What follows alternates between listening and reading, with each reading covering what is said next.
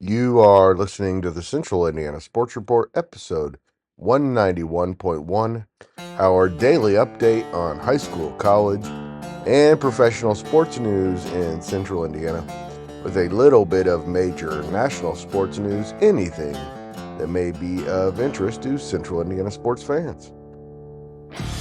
You're listening to the Central Indiana Sports Report with your host, Greg Mengelt.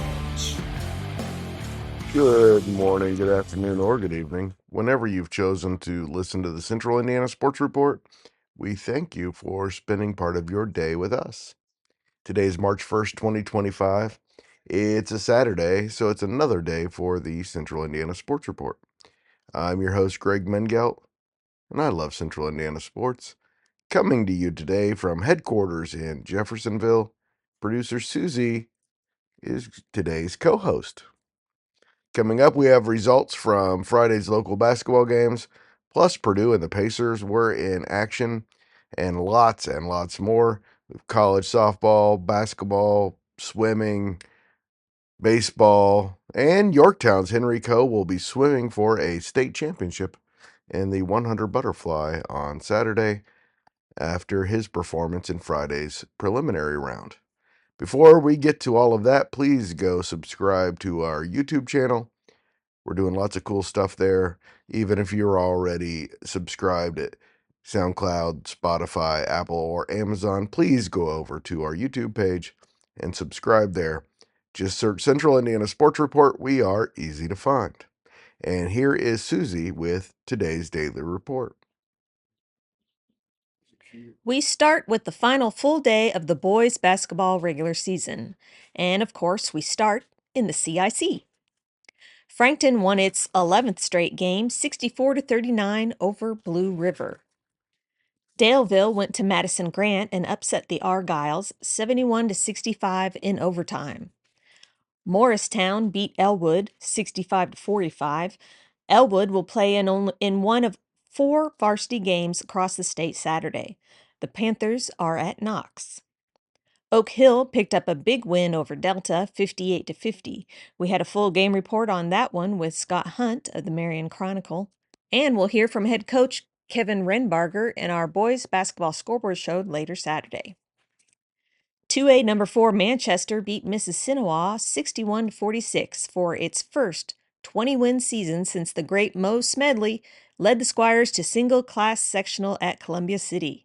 Mississinewa has lost 6 of 7 heading into the postseason. Eastbrook won for the 8th time in its last 9 games, 49-33 over South Adams. In the Hoosier Conference, Benton Central won its 10th game by holding off Logansport 67-63. Lewis Cass won its 5th game of the season by beating Central Catholic 46-38. In the Hoosier Heartland, Tri-Central picked up a big win over potential sectional rival Northfield 44-30. Class A number 10 Carroll is 18-4 after beating Eastern 73-50 in Greentown. Sheridan won its 16th game of the season, 67-45 over Waldron. Delphi is 15-8 after beating Frankfort 65-40. Great season for the Heartland. It was Frontier 61, Clinton Central 42. In the NCC, after beating Pendleton Heights on Saturday, young Muncie Central picked up another big win, 60-57 over Newcastle. We'll hear from the Bearcats head coach Justin Allum on our basketball scoreboard show coming up later Saturday. Kokomo won its 16th game of the season, beating Huntington North 65-53. And Fort Wayne Snyder dropped Marion to 11-11 with a 79-73 triumph in Fort Wayne. Also, 4A number 15 Mount Vernon bounced back from an overtime loss to Westfield earlier this week by beating Yorktown 51-38. Maconaquah clinched its share of the Three Rivers Conference with an 82-61 win over Rochester. After winning the sectional last year, Wabash goes into the sectional 0-22 after a 79-35 loss to Peru. 2A number 1 Wapahani won the MEC outright with a 65-45 win over Shenandoah. Cowan won its third straight, 71-61 over Southern Wells. Anderson Prep's amazing story continues with a 73-43 win over Southwestern. The Jets enter the postseason with 18 wins, improving from their previous best of 6 wins in a season. Amazing. They also enter the sectional on an 8-game winning streak. We will have all the highlights from all of our local games coming up later Saturday on our boys basketball scoreboard show, the final one of the regular season. And Michelle Garman and I and some guests will preview the postseason, and that'll be out on Monday. Please look for that one. In Friday's boys swimming qualifications, Yorktown senior Henry Coe qualified for the consolation championship in the 200 freestyle and will swim for a state championship in the 100 butterfly after having the 5th best time in the state. Coe swam a 48.96 and will be all-state no matter what happens Saturday. A third-quarter swoon cost the Pacers in Miami. The Heat outscored the Pacers 68-57 in the middle 2 quarters, then held off the Pacers down the stretch in a 125-120 win. Pascal Siakam led all scorers with 36 on 13 of 21 shooting. Tyler Hero had a big night for Miami with 29 points and 7 assists. He's Tyler Hero. Purdue ended a 4-game losing streak with a 76-66 win over UCLA at Mackey Arena. Trey Kaufman-Wren was 11 for 15 and had a game-high 29 points. Braden Smith, The best player in the country, had 23 points and 8 assists. He was 6 for 10 behind the three-point arc. Indiana Wesleyan saw its Crossroad League tournament run come to an end Friday at Grace. The 7th-ranked Lancers outscored Indiana Wesleyan 16-9 in overtime to advance with an 89-82 victory. Grace will host Huntington in Conference Championship Monday at 7. Luke Brown and reigning Crossroads League Player of the Week, Cademan Bontrager, scored 24 points apiece for the Wildcats. IU baseball won a pair of games Friday, beating Mount St. Mary's 18-5 and Stetson 8-1 in DeLand, Florida. Devin Taylor was 5 for 5 with a double, 2 home runs, and 6 RBIs in the win over Mount St. Mary's. Purdue is 9-0 after beating Akron 5-0 in Holly Springs, North Carolina Friday. Carter Dorn and Michael Vallone combined on the shutout with 14 strikeouts. Ball State beat North Florida 5-1 in Jacksonville. Junior shortstop Dylan Grego was 2 for 4 with home run and scored twice in the win.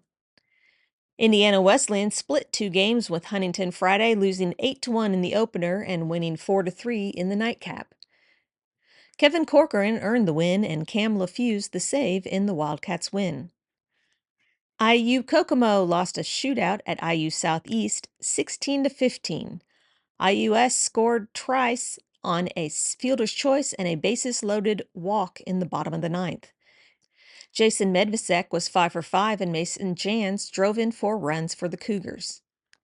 In softball, IU started the Tiger Invitational at Clemson with a 22-0 win over Lafayette Friday.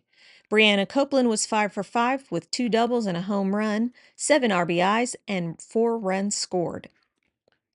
Purdue is 10-6 after blanking Central Arkansas 5-0 in the Coach B Classic in Carbondale, Illinois. Mariah Poehler was 3 for 4 with a double, and Kendall Klochak and Maddie Ellish combined on the 4-hit shootout. Ball State softball took a pair of losses in Murfreesboro, Tennessee, 4-3 to Middle Tennessee and 3-0 to Illinois State. Indiana Wesleyan kicked off its 2025 season Friday by splitting a doubleheader at home against Indiana Southeast. The Wildcats won Game 1 12-4 and lost Game 2 12-8. Courtney Thomas went 7 for 7 with 3 runs and 4 RBIs in the 2 games. Ella Phillips homered in both games. Taylor scored 27 runs in a two-game sweep at IU Columbus. The Trojans won Game 1 15-7 and Game 2 12-8. Junior shortstop Livy Lehman was 6 for 8 with 3 home runs, a double, 8 runs scored, and 6 RBIs. Woo! In the Big Ten Swimming Championships in Minneapolis, IU sophomore Miranda Grana won the 100 butterfly. She was also runner-up in the 100 backstroke and was part of the Hoosiers 400 mentally relay championship team. She was joined by senior Casey McKenna, Bernard Crawford, and Olympian Anna Peplowski. IU senior Xingyu Liu is the 3-meter diving champion, beating Purdue's Avery Warbell for the title.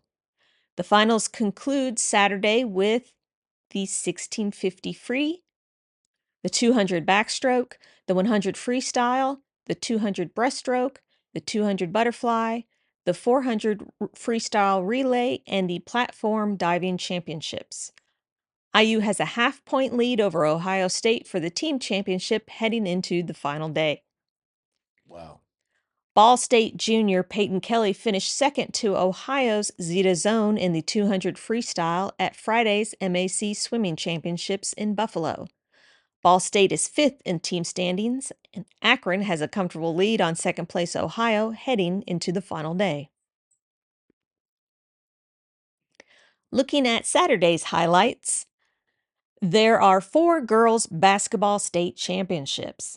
Borden versus Central Catholic in Class A, number 1 South Knox versus number 2 Rensselaer Central in 2A, Norwell, the only team making a return trip to state this year, versus unbeaten Greensburg in 3A, and Lawrence North versus Warsaw in the Big Division.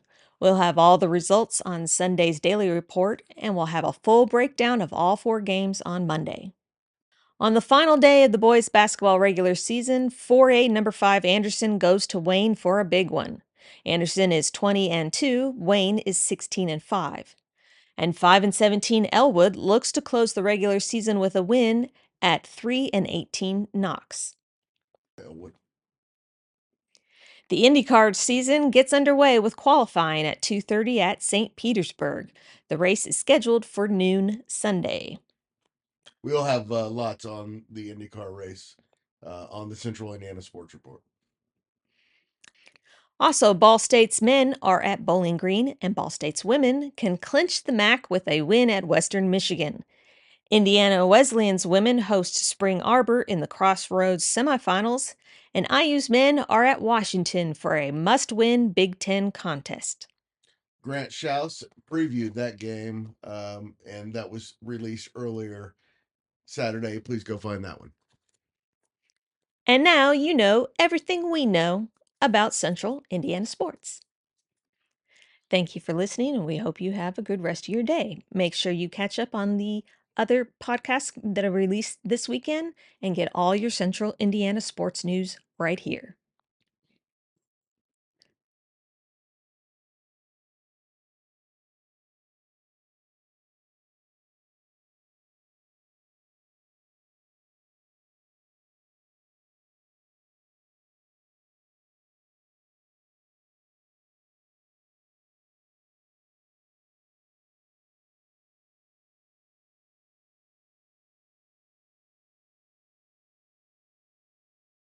The Central Indiana Sports Report is a product of ITG Media.